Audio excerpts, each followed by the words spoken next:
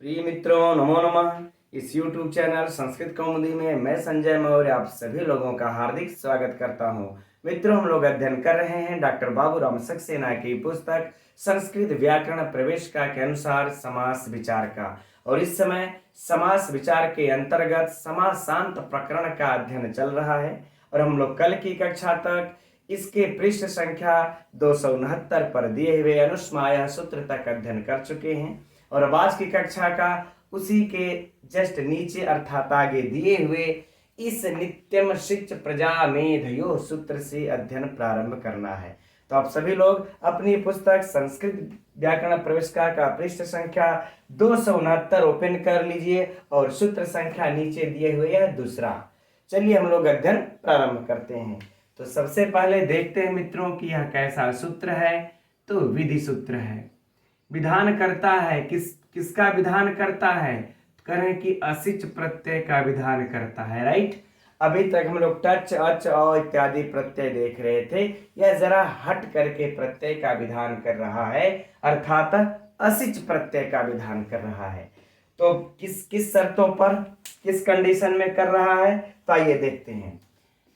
करें कि नित्य असिच प्रत्यय हो, नित्य ही असिच प्रत्यय हो। कब? तो करें कि जब प्रजा मेधा शब्द परे हो तब, यानी कि इधर कौन सा शब्द हो जाएगा मित्रों? प्रजा और या फिर मेधा। लेकिन यह प्रजा और मेधा किसके परे हो? तब हम लोगों के देखिए पुस्तक में स्पष्ट लिखा हुआ मित्रों, क्या नय, एक इसके साथ, एक करें दुह और एक करें कि सु। ठीक, इनका इधर नय दुह और सु अगर हो जाए, इन तीनों का चाहे इस प्रजा के साथ हो चाहे इन तीनों का इस मेधा के साथ हो, समास जब होगा तो समास के अंत में यह नित्य असिच प्रत्यय लगाना पड़ेगा। आगे बातें समझ में ना? फिर से ध्यान से समझ लेते हम लोग कि इस नय दुह और सु के बाद यदि प्रजा शब्द आ जाए चाहे मेधा शब्द आ जाए तो कौन सा? तो कह रहे कि नित्य असिच प्रत्यय समास के अंत में लगा देना है। तब हम लोगों के उदाहरण क्या हो जाएंगे मित्रों? एक बार नय दुह सु का इस प्रजा के साथ यानी कि 3, और फिर नय दुह सु का इस मेधा के साथ। तो 3 इस प्रजा के साथ, 3 इस मेधा के साथ, 3 3 6 उदाहरण हो जाएंगे, है ना? तो चलिए अब 6 का हम लोग क्रमशः अध्ययन कर लेते हैं। एक का थोड़ा सा पहले हम लोग प्रारंभ करते इस नय का प्रजा के साथ, इन तीनों का प्रजा के साथ देख लेते हैं, फिर मेधा के साथ देखा जाएगा। लेकिन हम लोग थोड़ा सा शॉर्टकट अपना ले तो कोई समस्या तो नहीं, एक बस थोड़ा सा विस्तृत देख लेंगे, बाकी हम अब सेम उसी तरह फॉर्मेट में रहेंगे उसी नियम से, तो थोड़ा सा शीघ्रता से समाप्त हो जाएगा। क्योंकि मैं सोच रहा हूं कि आज और कल भर में, आज तो नहीं समाप्त हो पाएगा, आज और कल भर में इस समासांत प्रकरण को समाप्त कर दिया जाए तो बेहतर है ना? इसके बाद हम लोग आप लोगों की जो डिमांड होगी वो अध्ययन किया जाएगा, लेकिन बीच में बस 1-2 क्लास होगा हम लोगों का वाच्य परिवर्तन का, चूंकि यह आवश्यक है तो उसको देखा जाएगा। तो चलिए पहले इस नय का इस प्रजा के साथ अध्ययन करते हैं। क्या हो जाएगा? तो हम लोगों की पुस्तक में दिया है मित्रों अप्रजा।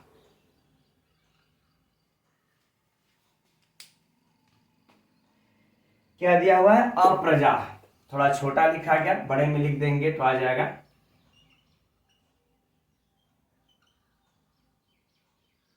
अप्रजा, अगर इसकी व्युत्पत्ति देख लिया जाए, लौकिक विग्रह देख लिया जाएगा तो अविद्यमान, आप लोगों को विग्रह से ही पकड़ में आ जाएगा मित्रों यह कौन सा समास है। वैसे भी पुस्तक में हम लोगों के कह दिया कि बहुव्रीहि समास होने पर अर्थात सब बहुव्रीहि समास होंगे, इसलिए भटकना नहीं है ना? अविद्यमान प्रजा यस्य सह, अविद्यमान प्रजा यस्य सह। ठीक, अब अलौकिक विग्रह अगर देख लिया जाता विद्यमान सु प्रजा सु। अब आप लोग मित्र यहां पर बता सकते हैं कि किस सूत्र से समास हो रहा है? अविद्यमान सुधन प्रजा सु। क्या बता सकते हैं कि यहाँ पर किस सूत्र से समास हो रहा है? इस अविद्यमान सु का या वार्तिक से, जो भी हो, अविद्यमान सु और प्रजा सु, किस वार्तिक से समास हो रहा है? तो देखिए, एक वार्तिक कहा जाता है हम लोगों का कि नयो नयोस्त्यर्थानाम वाच्यो वाच्योत्तर पद लोपः, नय के साथ, है ना, पर्यस्त्यर्थक का जो है कि इस तदंत का समास होता है और उत्तर पद का लोप हो जाता है। ठीक, तो कौन सा सूत्र वार्तिक लग जाएगा मित्रों? नयोस्तर्थ्यानाम। ठीक है, यह हमारा जो है कि वार्तिक लग जाएगा। इस वार्तिक के द्वारा नय के अर्थ में, अविद्यमान के अर्थ में, इस अविद्यमान सु का प्रजा सु का लोप हो जाएगा और इन दो अविद्यमान सु का प्रजा सु के साथ समास हो जाएगा। अब समास हो जाएगा तो प्रातिपदिक संज्ञा कृत समास शास्त्र से प्रातिपदिक संज्ञा सुपो धातु प्रातिपदिकियों से इस सु का और इस सु का क्या हो जाएगा? लोप। बच क्या जाएगा मित्रों? अविद्यमान सु और प्रजा। अब यह विग्रह देखते ही मित्रों आप लोगों के दिमाग में तुरंत आ गया होगा कौन सा? अपुत्र वाला। अपुत्र वाला आप लोगों के दिमाग में तुरंत आ जाना चाहिए। लेकिन हम लोगों ने अध्ययन कर रखा है बहुव्रीहि समास में अपुत्र का, है ना, अविद्यमान अपुत्रो यस्य सः अपुत्रः, लेकिन वहां पर पुत्र था तो पुत्र था, बहुव्रीहि समास हो गया। अब उसके साथ कोई प्रत्यय इत्यादि का इस प्रकार से विधान नहीं किया गया। लेकिन यहाँ पर जब जिसके पास प्रजा नहीं है, जिसके पास प्रजा नहीं है ना, वह, जिसके पास प्रजा नहीं है, अविद्यमान प्रजा यस्य सः, जिसके पास प्रजा नहीं हो वह। और एक क्या हो जाएगा? अविद्यमान पुत्रो यस्य सः, जिसके पास पुत्र नहीं हो वह। ठीक, तो यहाँ पर पुत्र को छोड़ करके प्रजा हो गया। लेकिन जब प्रजा के साथ समास करते हैं तो यह नित्य असिच प्रत्यय आएगा यहाँ पर, यह चीज ध्यान में रखना है। ठीक है, तो चलिए अविद्यमान प्रजा हो जाएगा।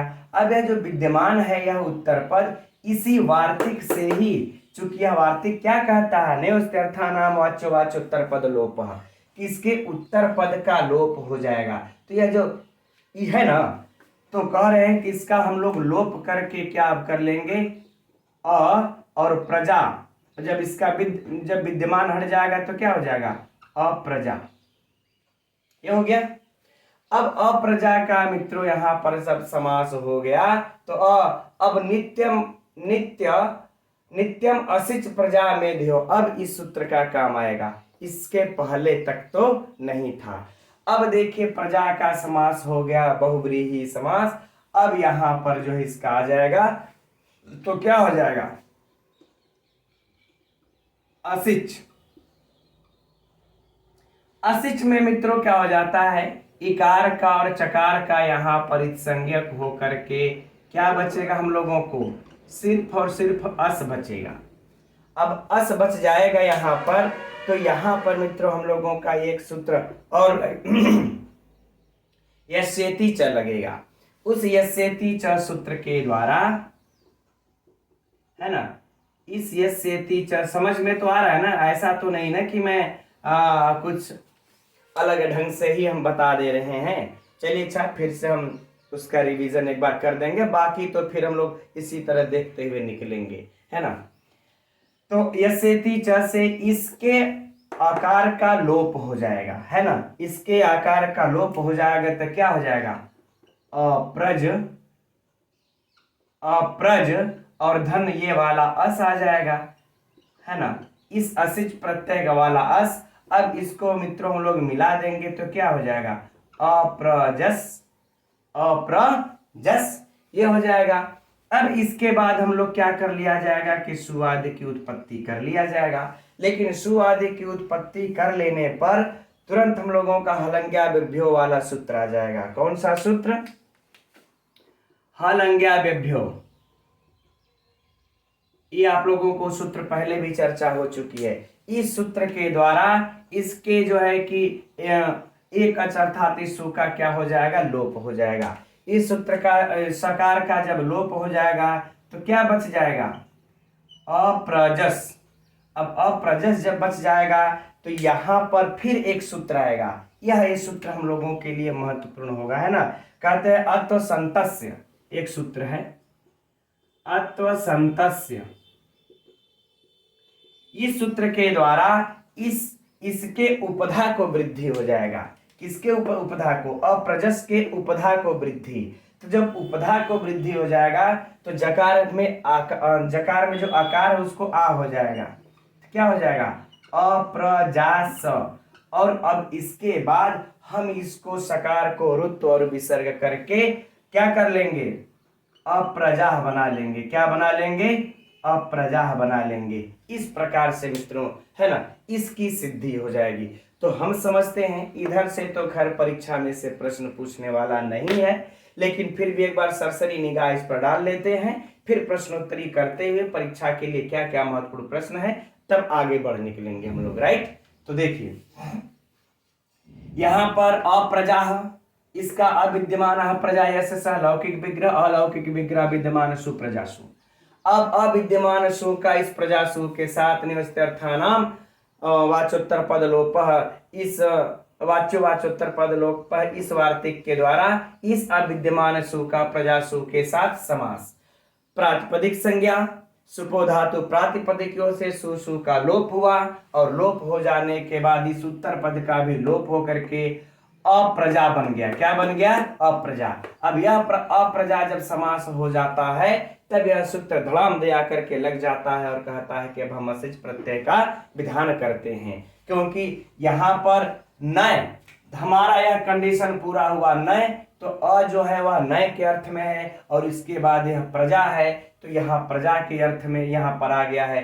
इन दोनों का समास हुआ है, अतः हम नित्य ही असिच प्रत्यय का विधान करते हैं। असिच प्रत्यय में अगर देखेंगे हम लोग तो इकार का और इसमें से च का लोप होकर के अस बचता है। अब यहाँ पर असेती च हमारा काम करना ही करना है, तो ये इसको लोप कर देगा। द प्रजस अप्रज धनस मिला लेंगे अप्रजस। अब सु आदि की उत्पत्ति कर लेंगे, लेकिन सु आदि की उत्पत्ति करने के बाद हमको इन दो सूत्रों को सामना करते हुए इस सु का लोप करते हुए फिर उपधा को वृद्धि करते हुए अप्रजास, फिर ऋतु इत्यादि का विधान करते हुए अप्रजा बना लेंगे। राइट मित्रों, अब परीक्षा का प्रश्न सुनिए। पहला प्रश्न, अप्रजा हमें कौन सा समास है यह देगा, तो हम लोग नए बहुव्रीहि लगा लेंगे। अगर नए बहुव्रीहि नहीं दिया है, सिर्फ बहुव्रीहि दिया है, तो सिर्फ बहुव्रीहि समास भी लगा लेंगे, है ना, जैसा ऑप्शन देखेंगे। अब आप लोग कहेंगे कि सर दोनों दिया हो तो, है ना, तो दोनों दिया हो तो फिर आप लोग नए बहुव्रीहि ही लगाइएगा, है ना। चलिए ठीक। अब इसके बाद इसका दूसरा प्रश्न हो जाएगा किस सूत्र से समास या वार्तिक से, तो निवस्त्यर्थानाम, इस वार्तिक से यहां पर क्या हो गया है? समास हो गया है। अब तीसरा प्रश्न हो जाएगा अप्रजा हमें कौन सा प्रत्यय है? बहुत बहुत भयंकर प्रश्न हो जाएगा, क्योंकि मित्रों जो अगर नहीं पढ़ा रहेगा वह इस प्रत्यय पर समासांत प्रत्यय अप्रजा हमें कौन सा है उसका उस पर ध्यान तो मैं कहता हूं जा ही नहीं सकता कि अप्रजा पे कौन सा है, तो असिच प्रत्यय है ना। किस सूत्र से है? तो नित्यम असिच प्रजा मेध्यो, इस सूत्र के द्वारा यहाँ पर असिच प्रत्यय। पांचवा प्रश्न लौकिक विग्रह, छठा प्रश्न अलौकिक विग्रह। यह सब मित्रों परीक्षा से प्रश्न नहीं आने वाला, ये सिर्फ आप लोगों के एक सिंपल सी जानकारी के लिए हमने बता दिया। अगर ये चीजें समझ में आए तो ठीक, नहीं समझ में आए तो ठीक, इसको याद करने की विशिष्ट कोई आवश्यकता है नहीं। मैं तो सिर्फ इसलिए बता देता हूँ, आप लोग कहीं भी रहेंगे, कहीं भी शिक्षक बनकर जाएंगे, हमारे कुछ भाई बहन तो शिक्षक भी हैं, कहीं न कहीं अपना शिक्षण कार्य उत्तम कार्य कर रहे हैं, तो जानकारी के लिए। राइट, अब आगे बढ़ते हैं। बस हम लोगों को यही 5-6 प्रश्न मित्रों हम लोगों को याद रखना है, और बाकी तो हम समझते हैं कि कोई विशिष्ट मतलब नहीं है। अब हम लोग किसके साथ देखते हैं, अब थोड़ा सा स्पीड पकड़ लेंगे हम लोग, अब है ना, अब थोड़ा सा स्पीड पकड़ लिया जाएगा। बस हम लौकिक अलौकिक समास बताते हुए अब निकल लेंगे आगे, ठीक है ना। तो अब अगला क्या है? दुष्प्रजा, है ना, दुष्प्रजा।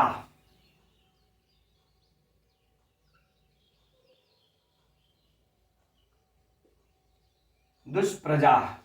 ठीक, अब इसका अगर लौकिक विग्रह देखा जाएगा तो दुर्गता प्रजा यस्य सह।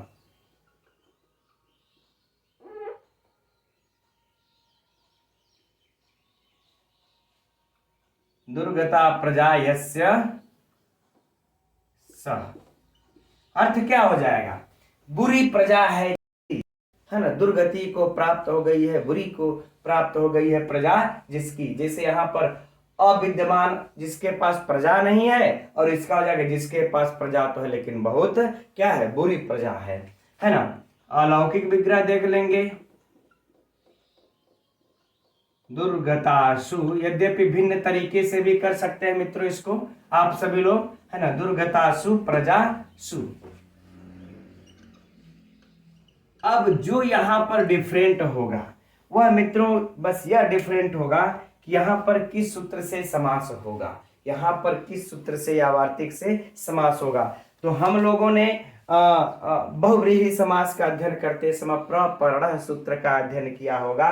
प्रादिभ्यो धातुजस्य वाच्यो वाच उत्तर पद लोप, इस वार्तिक का अध्ययन तो हम लोगों ने कर रखा ही होगा, है ना।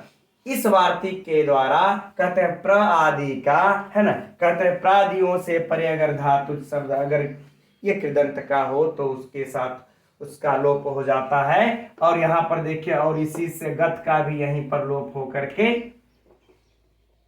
विशिष्ट यहां पर ये बताने की आवश्यकता नहीं, प्रादिभ्यों से हम लोग क्या कर लेंगे, जो है कि यहां पर समास कर लेंगे। जैसे हम लोगों का प्रपर्ण बनता है, क्या बनता है, प्रपर्ण, ठीक उसी प्रकार से दुष्प्रजा बन जाएगा, है ना।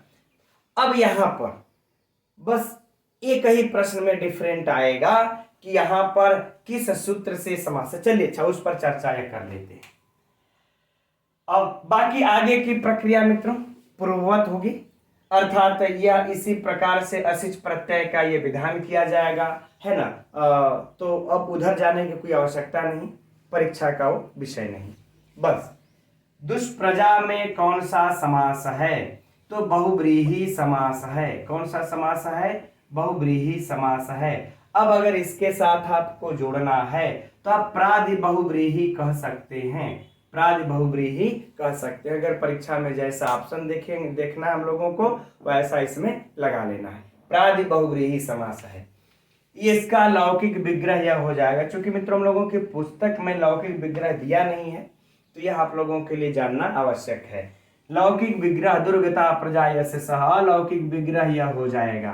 ठीक, अगला प्रश्न कि इसमें किस वार्तिक से समास हुआ है, प्रादिभ्यो धातुजस्य है ना, वाच्यो वाच उत्तर पद लोप से यहाँ पर इस वार्तिक से समास हुआ है, इस वार्तिक से समास हुआ है। दुष्प्रजा में कौन सा समासांत प्रत्यय है, तो समासांत असिच प्रत्यय है।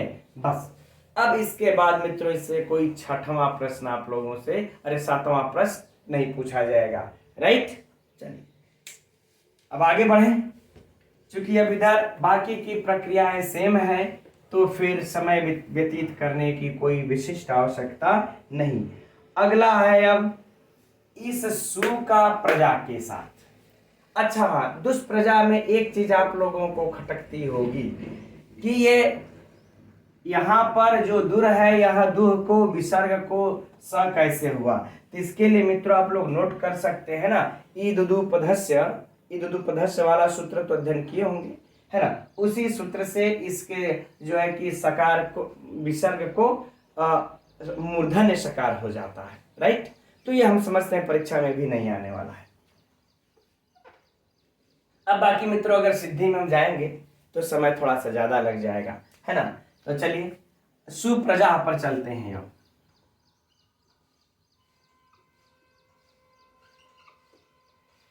सुप्रजा पर जब चलते हैं तो सुप्रजा का क्या हो जाएगा कि शोभना प्रजा यस्य सह।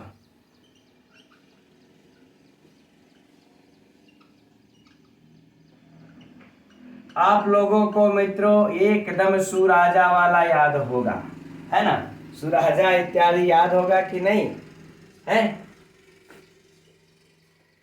बस थोड़ा सा भिन्न क्या हो जाएगा इसका, सु, विग्रह तो मैंने पूछा ही था, सुधन प्रजासु, यह अलौकिक विग्रह हो जाएगा। इसको याद रख लीजिएगा, इस सु के साथ सु नहीं नहीं अप्रयोग में करना है। तब आप लोग कहेंगे कि यह अव्यय दुर के साथ क्यों हम लोगों ने लगा लिया, तो इसके साथ गत है लेकिन इसके साथ थोड़ा है ना, इसलिए यह सु सिर्फ सु ही रहेगा, इसके साथ ये सु आदि की उत्पत्ति नहीं करनी है। सुधन प्रजा सु। अब बाकी मित्रों यहाँ पर भी जो है कि सेम प्रश्न हो जाएंगे, सेम चीजें हो जाएंगी, सब पूर्ववत है ना, वहीं बहुव्रीहि समास, वहीं प्रत्यय, वहीं सूत्र, कोई समस्या नहीं है ना। आगे बढ़े। अब यह 3 फाइनल हो गए। अब इन तीनों का अब मेधा के साथ देखते हैं, या 3 का अब मेधा के साथ। मेधा अर्थात बुद्धि, मेधा अर्थात बुद्धि, तो क्या हो जाएगा, अमेधा। पुस्तक में क्या दिया है, अमेधा दुर्मेधा। तो पहले हम लोग किसका देख लेते हैं, अमेधा का देख लेते हैं। अमेधा का तो अविद्यमान,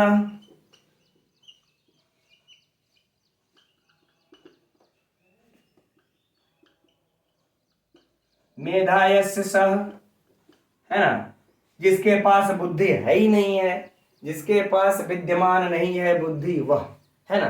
तो लौकिक विग्रह, अलौकिक विग्रह क्या हो जाएगा, अविद्यमान सु, अविद्यमान सु और धन मेधा सु। अब बताइए मित्रों, यहां पर किस सूत्र से समास हो जाएगा, या वार्तिक से, तो जहां पर हम लोग इससे किए थे नयोस्तर्थानाम, है ना, नयोस्तर्थानाम इस वार्तिक से हो जाएगा। अब बाकी की प्रक्रिया मित्रों सेम हो जाएंगी, है ना, ठीक उसी प्रकार से यहां पर प्रत्यय का विधान किया जाएगा और उसी प्रकार से होगा। तब थोड़ा सा स्पीड बढ़ा लेते हैं। अब अगर यहां से प्रश्न भी सेम सेम हो जाएगा, वही क्या मेधा में कौन सा समास है, तो नए बहुव्रीहि समास है ना। इसमें किस सूत्र से नए बहुव्रीहि समास है, नयोस्तर्थ्यानाम से है। अमेधा में कौन सा प्रत्यय है, तो असिच प्रत्यय है। किस सूत्र से असिच प्रत्यय है, नित्यम असिच प्रजा मेधियो से असिच प्रत्यय है। इसका लौकिक विग्रह क्या होगा, यह होगा। अलौकिक विग्रह क्या होगा, यह होगा। अब बताइए, इससे ज्यादा कुछ तो आने वाला है नहीं। ठीक, चलिए अब आगे बढ़ते हैं। वह क्या है, दुर्मेधा।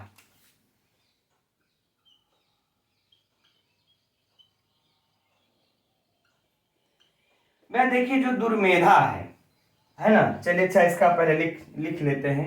दुर्गता,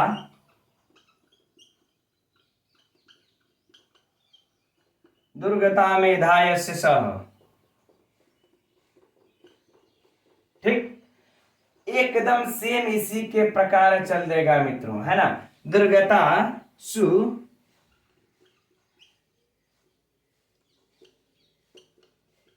धन मेधासु, अर्थात बुरी बुद्धि है जिसकी, अर्थात बुरी बुद्धि है जिसकी। अब सेम वही प्रश्न वही सूत्र जहां की इसमें हुए थे, कोई समस्या नहीं, है ना। सेम वही प्रश्न वही सूत्र, तो हम समझते हैं बोलने की भी आवश्यकता नहीं है। अब अगला उदाहरण क्या हम लोगों का,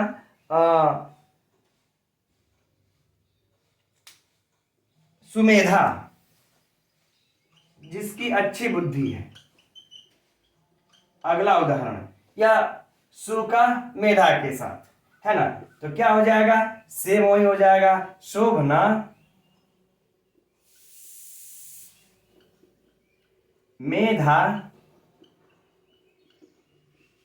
यस्य सह, और फिर सु धन मेधा सु।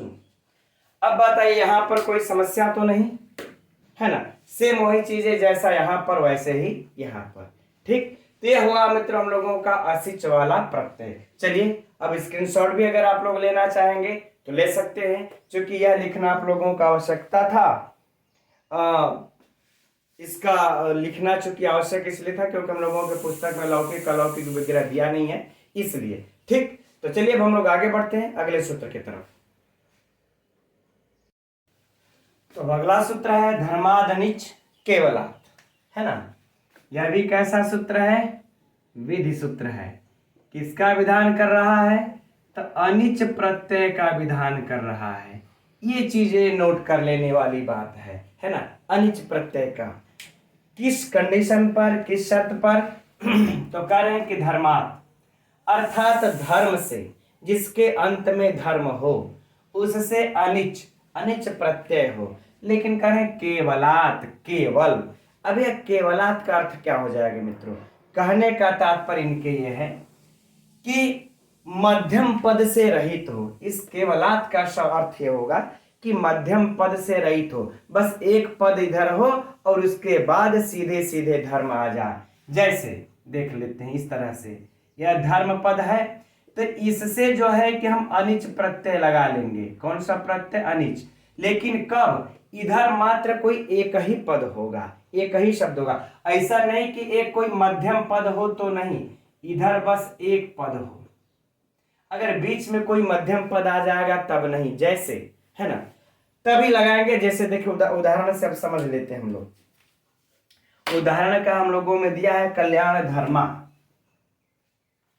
यही दिया है ना, कल्याण धर्मा।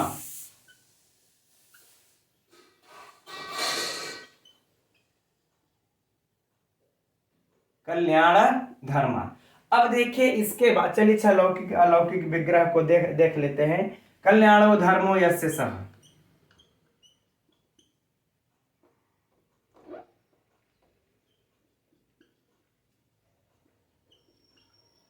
कल्याणो धर्मो यस्य सः। अब इसका अलौकिक विग्रह क्या हो जाएगा? कल्याण सु धन धर्म सु, यह हो जाएगा अलौकिक विग्रह। अब देखिए यहां पर कल्याण सु धर्म सु, धर्म के पूर्व में एक ही पद है ना, और कोई बीच में तो आया नहीं है ना, अर्थात कल्याण धर्मा में। तब कह रहे हैं इससे अनिच प्रत्यय हम लोग लगा सकते हैं। लेकिन अगर यहीं आ जाए परम स्वधर्म, परमस्व धर्म, अगर इस प्रकार का अगर कोई आ जाएगा परमस्व धर्म, तो क्या यहां पर लगाएंगे? तब कह रहे नहीं, क्योंकि यहां पर देखिए धर्म है और यहां पर देखिए क्या है? परम, है ना, और बीच में आ गया है स्व।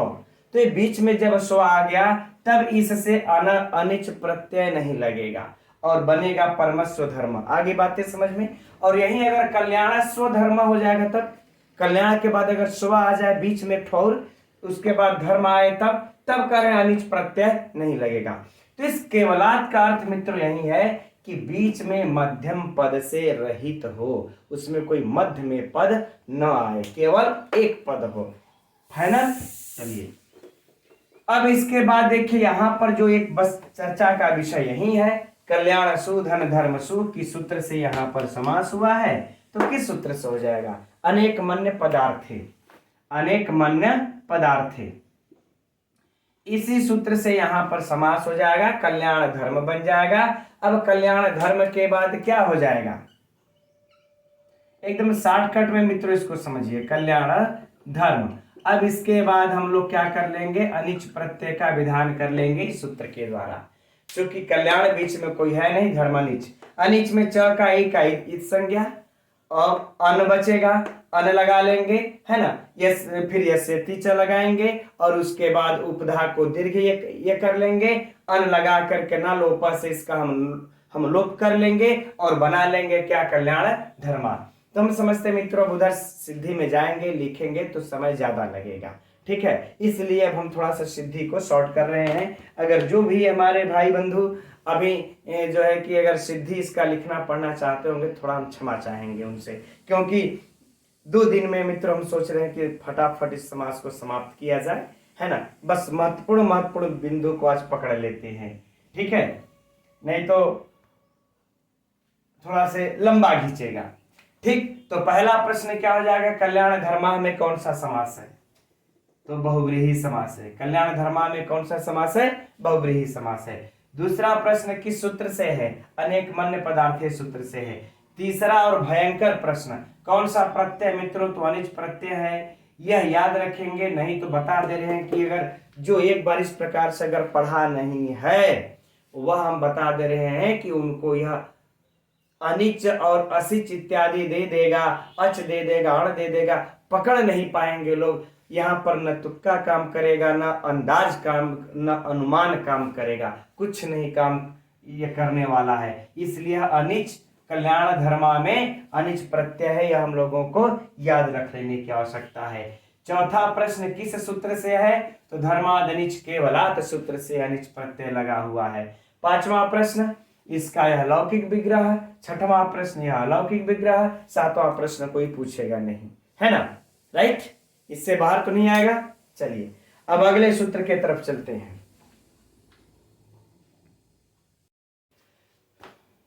तो ये रहा अगला सूत्र, प्रसंभ्याम जानूनोर ग्युः। ये सूत्र क्या कह रहा है? यह देखिए ध्यान देने योग्य बातें हैं। यह विधान तो कर रहा है लेकिन किसी प्रत्यय का विधान नहीं कर रहा है। यह समासांत प्रत्यय का नहीं, समासांत आदेश कर रहा है। क्या आदेश कर रहा है? कर रहा है भैया ग्युः आदेश हो जाए, ग्युः आदेश हो। हम लोगों के भी पुस्तक में मित्र एकदम स्पष्ट लिखा हुआ है कि क्या आदेश हो? ग्युः आदेश हो। लेकिन किसको ग्युः आदेश हो? तो कह रहे हैं कि देखिए यदि प्र उपसर्ग हो, चाहे यह सम उपसर्ग हो, इसके बाद यह जानू शब्द आ जाए, जानू शब्द आ जाए, तो ये जो जानू शब्द है इसी जानू को क्या आदेश कर देना है? ग्युः, ग्युः आदेश कर देना है। आगे बातें समझ में। अब उदाहरण स्वरूप हम लोगों के पुस्तक में दिया हुआ है कि प्रग्युः,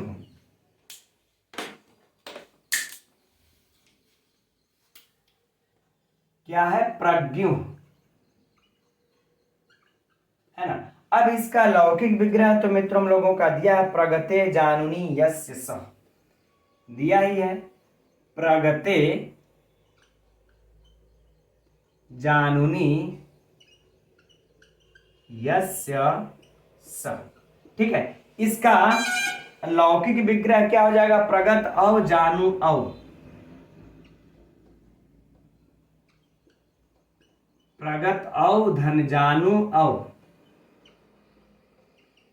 अच्छा, अब यहां पर मित्रों इसका हिंदी भी आप लोग नोट कर लीजिएगा, है ना, कि चूंकि यह जानू शब्द जो है, यह जानू शब्द अपने लोग आजकल की भाषा में अब आप लोग समझ ही सकते हैं कि किसके लिए प्रयोग करते हैं। अब मुझे नहीं लगता है कि बताना उचित है ना, बोलना उचित है। तो जानू शब्द देखिए जो प्रयोग होते हैं वो अर्थ नहीं, यहाँ पर जानू शब्द होगा घुटना, यहाँ पर क्या हो जाएगा? घुटना। तो प्रग्युः का अर्थ क्या हो जाएगा? कि जिसके घुटने फैले हुए हों, है ना, यह हिंदी लिख लीजिएगा, जिसके घुटने फैले हुए हों।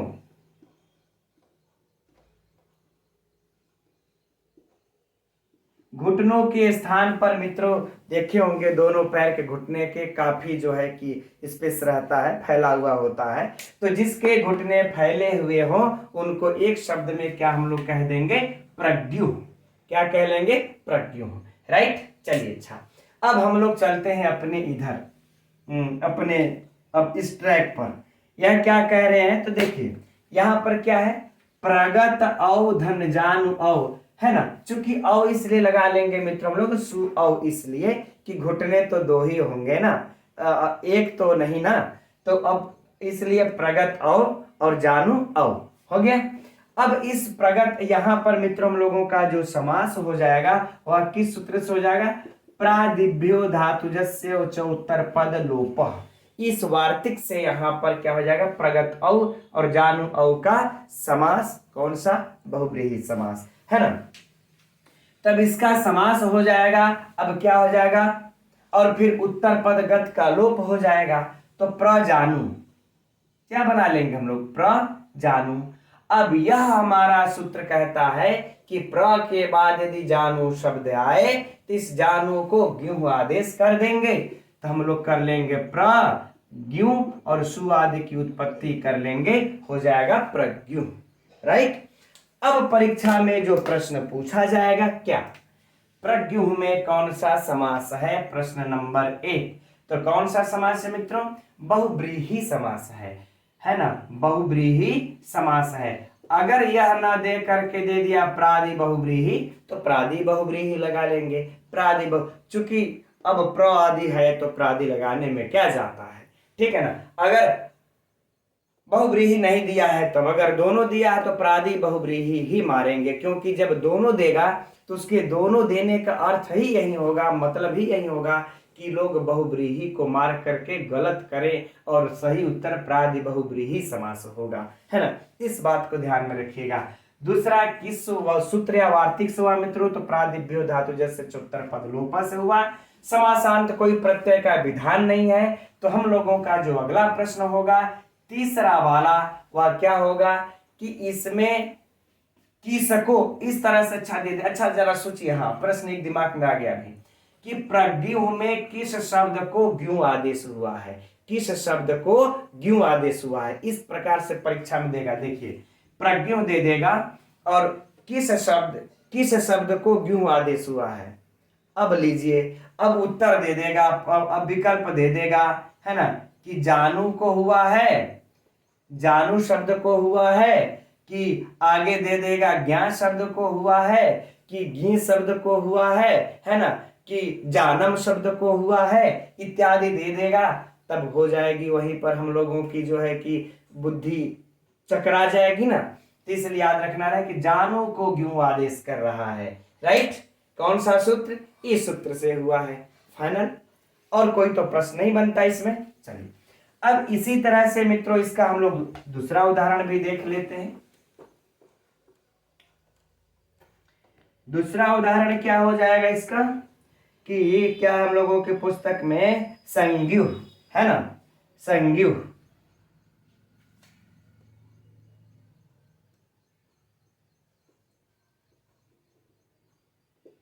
लौकिक विग्रह कर लिया जा तो संगते हो जाएगा। संगते जानुनी यस्य सह, है ना, अर्थात जिसके घुटने फैले नहीं, अब जिसके घुटने सटे हुए हों, जिसके घुटने सटे हुए हों उसको क्या कह लेंगे हम लोग? संज्ञु, ठीक है। अब इसका अलौकिक विग्रह क्या हो जाएगा? संगत औ धन जानू औ। एकदम मित्रों यह आप लोग नोट्स तैयार करते रहिएगा, इसका नोट्स बनाते रहिएगा। कुछ लोग कहते हैं कि सर नोट्स हो आपके पास तो दे दीजिए, हमारा काम बन जाएगा, हमको मेहनत नहीं करना पड़ेगा। अरे बिना नोट्स तो मेरे पास है ही नहीं और बिना मेहनत के कहाँ कुछ मिलता है। तो इतना तो मेहनत करते रहिए, है ना। क्रम से मित्रों पूरा पढ़ा रहे हैं तो क्रम से एकदम आप लोग पढ़ लीजिए, नोट्स तैयार कर लीजिए, एकदम काम देगा आप लोगों को। तो चलिए अब इसका भी मित्रों वही हो जाएगा, वही सारे प्रश्न उसी प्रकार से हो जाएगा, तो कुछ विशिष्ट आवश्यकता नहीं। आगे बढ़े, ठीक। अब अगले सूत्र की तरफ, अब अगला सूत्र है, चलिए इसको देख लेते हैं।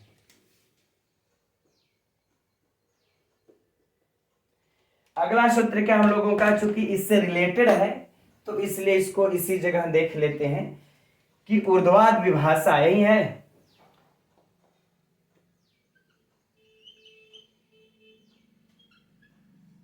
ऊर्ध्वाध विभाषा, ठीक। अब कह रहे हैं यह सूत्र आकर के ऊर्ध्वाध विभाषा कि यदि ऊर्ध्व के साथ अगर जानू शब्द आ जाए तो विभाषा अर्थात तब विकल्प से आप ज्ञू आदेश कीजिएगा। एक बार करना पड़ेगा, एक बार नहीं कीजिएगा, आपकी इच्छा के ऊपर निर्भर करता है। क्यों? यदि देखिए प्र और सम के साथ तो यह जानू को ज्ञू नित्य करना था, लेकिन अगर ऊर्ध्व के साथ आ जाए कि जिसके घुटने ऊपर की ओर हो, ऊंचे उठे हों, तो उनके साथ विकल्प से आप ज्ञू आदेश कीजिएगा। एक बार कीजिएगा, एक बार नहीं कीजिएगा। तो उदाहरण देखते हैं, क्या दिया है?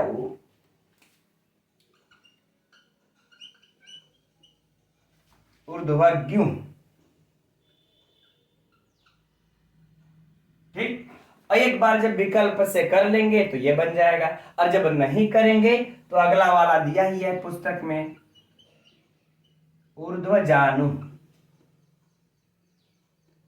ऊर्ध्व जानु, ये बन जाएगा।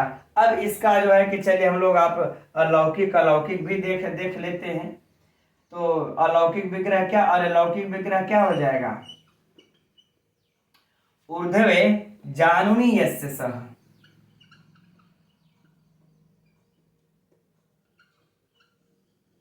जानुनी यस्य सह। अब इसके बाद अलौकिक क्या हो जाएगा, ऊर्ध्व औ धन जानु औ। अब यहां पर भी मित्रों कोई तो डिफरेंट प्रश्न आने वाला है नहीं, है ना, यहां पर भी तो कोई डिफरेंट प्रश्न आने वाला है नहीं। फिर से वही बहुव्रीहि समास, और जो है कि इसका बस एक बार ये होगा कि ऊर्ध्वे जानुनी यस्य सह का समासिक पद क्या होगा, तो ऊर्ध्व जानु भी बनेगा, ऊर्ध्वज्ञु भी बनेगा, अर्थात उभयो है, उपयुक्त दोनों है, तो यही लगाएंगे हम लोग, है ना।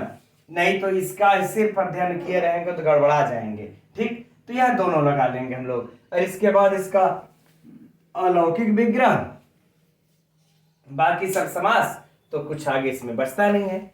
अब चलिए हम लोग कम से कम एक सूत्र का और भी अध्ययन कर लेते हैं, क्योंकि अगले पेज में हम लोगों के 4 सूत्र हैं, और एक सूत्र का और अध्ययन कर लेते हैं तो 5 बचते हैं, तो 4-5 सूत्र तो कल हो ही जाएंगे।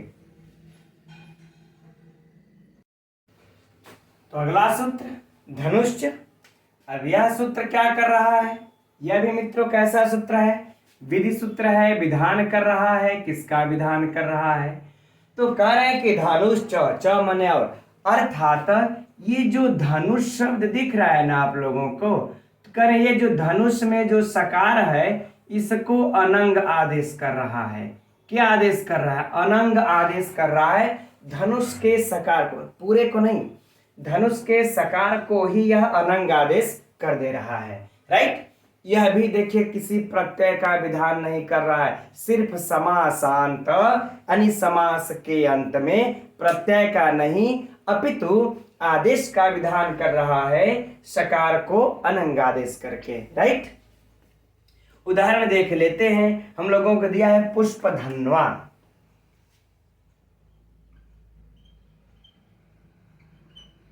पुष्प धन्वा, अलौकिक विग्रह तो दिया हुआ ही है, कोई समस्या नहीं। पुष्पम धनुर्यस्य सह,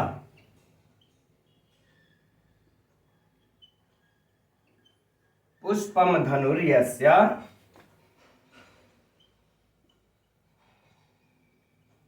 सह, है ना। अर्थात कहने का भाव है कि जिसके पास पुष्प वाले धनुष हो, यस्य सह। अब इसका अगर हम लोग अलौकिक विग्रह देखा जाएगा तो क्या हो जाएगा, चलिए अच्छा इसी जगह ये देख लेते हैं, पुष्पशु और धन धनुष, धनुषसु, है ना।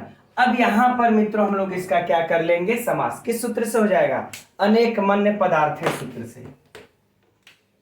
किस सूत्र से, अनेक मन्य पदार्थे सूत्र से यहां पर समास हो जाएगा। जब अनेक मन्य पदार्थे सूत्र से समास, तो क्या हो जाएगा, पुष्प धनुष। चलिए बाकी की प्रक्रिया को छोड़ देते हैं, समझी गए। प्रातिपदिक संज्ञा लोप इत्यादि होकर के पुष्प धनुष,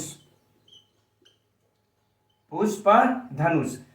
अब इस यह क्या करेगा, अब यह वाला सूत्र इसके स को, है ना, अनंग आदेश कर देगा।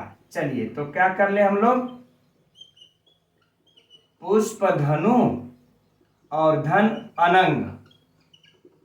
अब जब अनंग कर लेंगे मित्रों हम लोग, तो अंगा का और अ का लोप होकर के बच क्या जाएगा, अन। क्या बच जाएगा, अन। अब ऊ का और अ का ये कोई अड़च काम करेगा, ऊ को वह आदेश होकर के संधि करके क्या कर लेंगे हम लोग, पुष्प धन्वन। क्या कर लेंगे, पुष्प धन्वन। अब पुष्प धन्वन जब हो जाएगा मित्रों यहाँ पर, तो यहाँ पर हम लोगों का क्या हो जाएगा, उप जो है कि उपधा को दीर्घ है ना, उपधा को दीर्घ हो जाएगा। और इसके बाद न लोपह वाले, न लोपह प्रातिपदिक अंत से सूत्र के द्वारा इसको न का, इसके न का लोप करके क्या बना लेंगे, पुष्प धन्वा। क्या बना लेंगे, पुष्प धन्वा। एकदम बेहद सरल, एकदम इजी। ठीक, अब जो परीक्षा के प्रश्न जो पूछा जाएगा उस पर चर्चा कर लेते हैं। पुष्प धन्वा में कौन सा समास है, बहुव्रीहि समास है। दूसरा प्रश्न, पुष्प धन्वा में किस सूत्र से समास है, अनेकमन्य पदार्थे सूत्र से समास है। तीसरा प्रश्न, कोई समासांत प्रत्यय तो है नहीं, तो तीसरा प्रश्न क्या हो जाएगा कि धनुष की किस सूत्र से इसके सकार को अनंग आदेश हुआ है, तो क्या हो जाएगा, धनुष सूत्र से। या फिर इस प्रकार से पूछ दिया जाए कि धनुष में सकार को क्या आदेश हुआ है, अनंग आदेश हुआ है कि जो है कि अन्व आदेश हुआ है कि अन्वा आदेश हुआ है, तो लोग तुरंत लगा देंगे कि अन्वा आदेश हुआ है ना, धनुष को अन्व आदेश हो गया है। तो याद रहे क्या आदेश हो रहा है, अनंग। यह परीक्षा में आप लोगों को उलझा सकता है। ठीक है, बस लौकिक विग्रह, अलौकिक विग्रह, और कोई प्रश्न तो बनता नहीं। अब इसी तरह से हम लोगों को एक और उदाहरण हम लोगों में दिया हुआ है, सारंग। तो चलिए सारंग का भी आप लोग उसका भी दिखला दे, लौकिक अलौकिक। क्या है, सारंग धन्वा।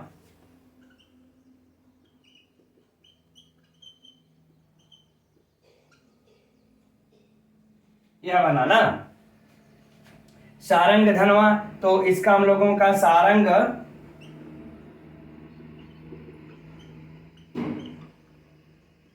धनुर्यस्य स, यह हो जाएगा लौकिक। और उसके बाद सारंग सु धनुष सु।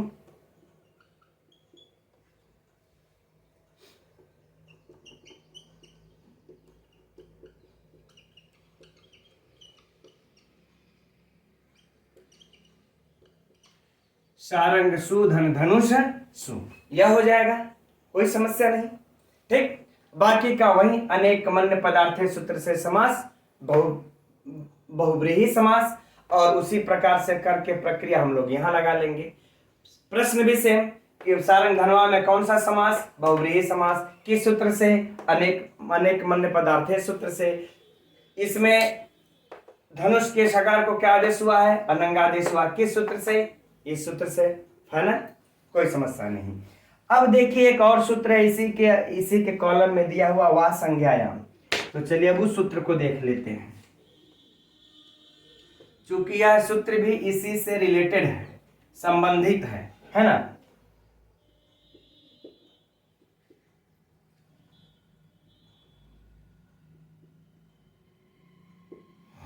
वा संज्ञायाम, वा संज्ञायाम क्या कहता है कि यदि जब संज्ञा गम्यमान हो, यदि अगर उसमें संज्ञा अगर किसी का नाम वह हो गया है धनु शब्द को लगा लेने के बाद, तो आप फिर यह अनंग आदेश किससे करेंगे, तब करें कि विकल्प से करना है आपको, फाइनल ना। फिर से समझ लीजिए, अगर यह धनुष शब्द अगर विकल्प से कहीं अगर कहीं संज्ञा अगर बन गया तो विकल्प से करना है। ठीक है ना। अब कैसे, तो देखते हैं उदाहरण दिया हुआ हम लोगों का, क्या, शत धनवा और शत धनु। तो शत धनवा एक बार अनंग आदेश कर लेंगे तो शत धनवा हो जाएगा, अर्थात जिसके पास 100 धनुष हो, जिसके पास 100 धनुष हो। वो एक शतधन्वा नामक राजा थे, ठीक है, उनका नाम था यह। तो संज्ञा गम्यमान हुआ ना, तो संज्ञा गम्यमान हुआ तो एक बार धनुष को अनंग आदेश करके धनवा बना लेंगे, और एक बार क्या कर लेंगे, ऐसे ही रहने देंगे तो शतधनु हो जाएगा, शतधनु बन जाएगा, है ना। यह दोनों। अब इसका लौकिक विग्रह भी देख लिया जाए।